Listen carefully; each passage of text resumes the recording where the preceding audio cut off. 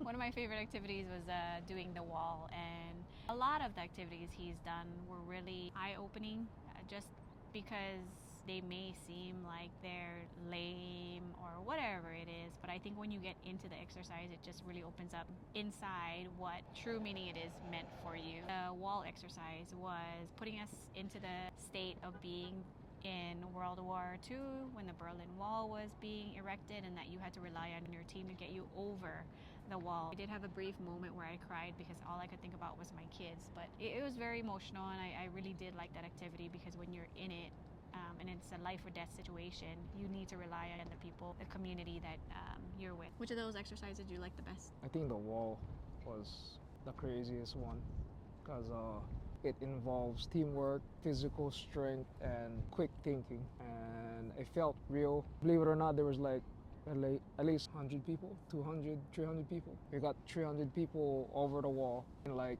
less than 15 minutes. That's with about 5 or 6 different groups. I think we had about 20 or so, 25, 30 maybe in our group that we had to push over the wall. And the point, I think at the end was to, when you're leaving one person behind, everybody on the other side of the wall has to work together to figure out getting them out safely as well. And we only had 15 minutes to do it, so it was a record because it was 14 minutes and 7 seconds where we had to get everybody over the wall, and 2 or 3 times we had to get 10 people back to redo it because we hit the wall. So it was a really good exercise.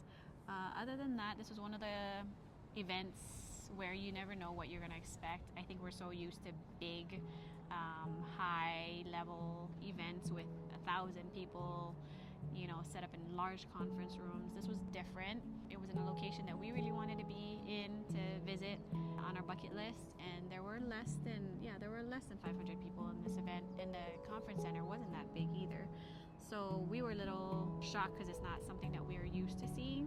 In the end, I think there's a reason for that. It's meant to be more of an intimate setting, and so you can get into small groups and do more of these personal activities. So that was a huge takeaway, and it really wasn't focused just on real estate. What we got out of this is to look within yourself, and a lot of these exercises were exactly that. What are your limiting beliefs? What is holding you behind, holding you back?